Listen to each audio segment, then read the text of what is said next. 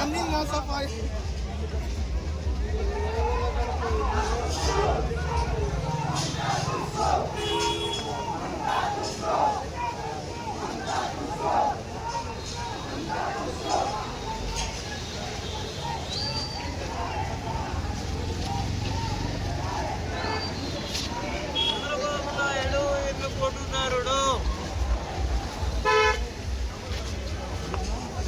సరే ఇక్కడ ఫోన్ చేస్తాను.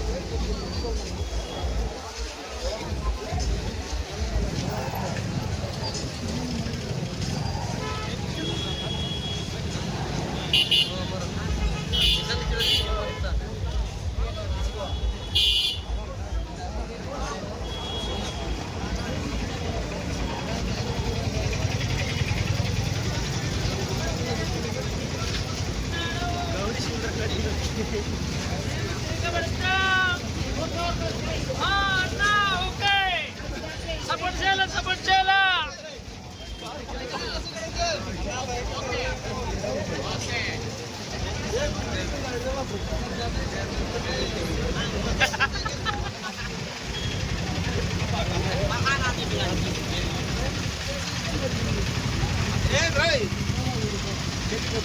నీ ఫోటో తీయడానికి వచ్చాను నేను ఇలాగ పెళ్లికే వచ్చాను, నేను దానికి రాలేదు.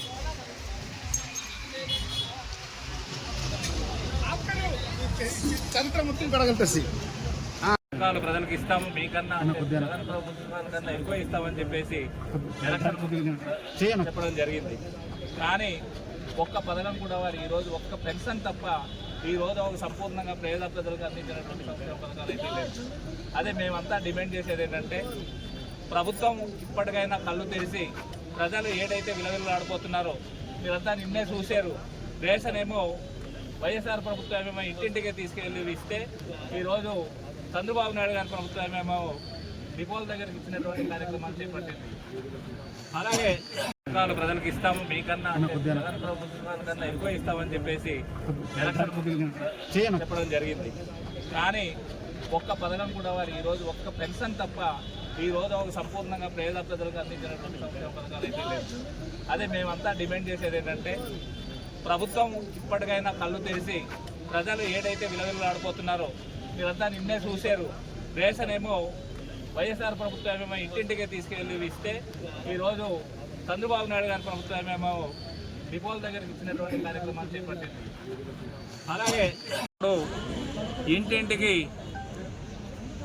బళ్ళు పెట్టి ప్రజలకు చేరువుగా ఇంటికే తీసుకెళ్ళి ఇచ్చినటువంటి దాఖలాలు. కానీ అలా ఉంటే మరి మాకు మోసం చేయడానికి వీలవ్వదే అనుకున్నారో ఏమో మరి కూటమి ప్రభుత్వం వాళ్ళు. ఇప్పుడు ఏంటంటే ఆ బళ్ళు మీద వెళ్తే ఒక 50 ఇళ్ళకే ఇచ్చేటటువంటి పరిస్థితి ఉంది. మరి మేము బస్తాలతో పట్టుకెళ్ళి అమ్ముకోవడానికి వీలవ్వదు అనుకున్నారో ఏమో మరి. ఈరోజు ఏం చేశారంటే డిపోల దగ్గర తీసుకొచ్చి సుమారు 250-300 రైతులకు ఒకే దగ్గర బియ్యం ఇచ్చేటటువంటి పరిస్థితి. అంటే వీళ్ళు ఒకేసారి బస్తాలతో ఎత్తుకోవడానికి వీలవుతుందనే ఉద్దేశంతో ఈ రకంగా చేస్తున్నారని చెప్పేసి మేమైతే భావిస్తున్నాం. మరి ఇలా పోతే ప్రతి ఇంటికి 3 సిలిండర్లు మేము వస్తే ఇస్తామని చెప్పేసి అన్నారు. ఆ 3 సిలిండర్లు ఈ రోజు వరకు ఏ ఇంటికి వచ్చినటువంటి దాఖలాలు లేవు. అలాగే స్త్రీలకేమో ఉచిత బస్సు సౌకర్యం కల్పిస్తామని చెప్పేసి అన్నారు. మరి ఈ రోజు వరకు ఆ ఉచిత బస్సులు ఎక్కడ తిరుగుతున్నాయో తెలియట్లేదు. మరి రాజధానిలో తిరుగుతుందో లేదనుకుంటే మరి ఆకాశం మీద తిరుగుతుందో కూడా ప్రజలకు తెలియనటువంటి పరిస్థితులు ఉన్నాయి. అలాగే 45 సంవత్సరాలు నిండినటువంటి స్త్రీలకు అందరికీ కూడా ఆ రోజు మరి వైఎస్ఆర్ ప్రభుత్వము చేయూత డబ్బులు అనేటటువంటిది 18,500 రూపాయలు చొప్పున ఇచ్చేటటువంటి దాఖలాలు. మరి ఈసారి 2 సంవత్సరాల అయినప్పటికీ కూడా ఒక్క స్త్రీకి కూడా చేయూత డబ్బులు అందినటువంటి దాఖలాలు లేవు. అంటే వాళ్ళకి ఒక్కొక్క స్త్రీకి సుమారు 36,000-37,000 రూపాయలు ఈరోజు ప్రభుత్వము బాకీలో ఉన్నది. అది కూడా చెల్లించమని చెప్పేసి మేము డిమాండ్ చేస్తున్నాము. అలాగే రైతు భరోసా డబ్బులు ప్రతి రైతుకి 12,500 రూపాయలు ప్రతి సంవత్సరం ఇచ్చేటటువంటి వాళ్ళు. మరి ఈ వాళ్ళేమో గద్దెనెక్కిన తర్వాత 20,000 రూపాయలు ఇస్తామని చెప్పేసి అన్నారు. ఈ రోజు వరకు 20 పైసలు కూడా ఇచ్చేటటువంటి దాఖలాలు లేవు. అంటే ఇదంతా కూడా మరి ఎందుకు ఈ రకంగా చేస్తున్నారని చెప్పేసి మేమైతే భావిస్తున్నాం. మరి ఇంత మోసపూరితమైనటువంటి ఆలోచన విధానాలతో గద్దెనెక్కినటువంటి చంద్రబాబు నాయుడు నువ్వు ఒక్కసారి ఆలోచించుకోవాల్సినటువంటి అవసరం ఉంది. ఎన్నాళ్ళు ఇలా మోసం చేసి జనాల్ని మభ్యపెట్టి నువ్వు గద్దెనెక్కి మరి నువ్వు పరిపాలన చేస్తావని చెప్పేసి మేమైతే అడుగుతూ ఉన్నాం.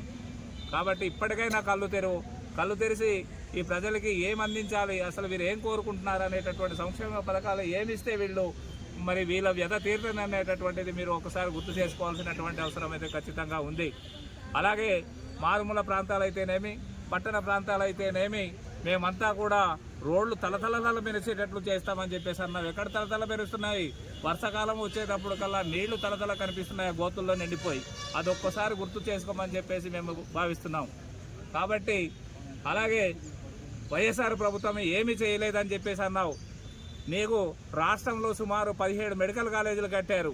అలాగే నాడు నేడు కార్యక్రమం ద్వారా పాఠశాలలు ఈరోజు అద్దాల్లా మెరుస్తూ ఉన్నాయి. అలాగే ఆసుపత్రులు అద్దాల్లా మెరుస్తున్నాయి. ఒక్కసారి మీరు పాఠశాలలకు వెళ్ళి చూడండి. మీకు గతంలో పవన్ కళ్యాణ్ గారు ఎక్కడో విజిట్ చేసినప్పుడు స్కూల్స్ మాత్రం చాలా అద్భుతంగా ఉందని చెప్పేసి ఆయన నోటితోనే అన్నటువంటి దాఖలాలు ఉన్నాయి. మీరు ఎక్కడైనా ఏ స్కూల్కైనా ఒక తలుపు వేసినటువంటి దాఖలాలు ఉన్నాయా, ఒక ద్వారబంధం వేసినటువంటి దాఖలాలు ఉన్నాయని చెప్పేసి నేనైతే ఈరోజు ఈ సందర్భంగా అడుగుతూ ఉన్నాను. ఇప్పటికైనా మీరు నిజాలు తెలుసుకొని మరి మీ ప్రభుత్వం తరపున ప్రతి పేదవాడికి ఏ సంక్షేమ పథకాలు అయితే అందించాలనుకుంటున్నారో అది ఖచ్చితంగా మీరు ఇచ్చినటువంటి హామీల మేరకు నెరవేర్చమని చెప్పేసి మేము డిమాండ్ చేస్తున్నాం.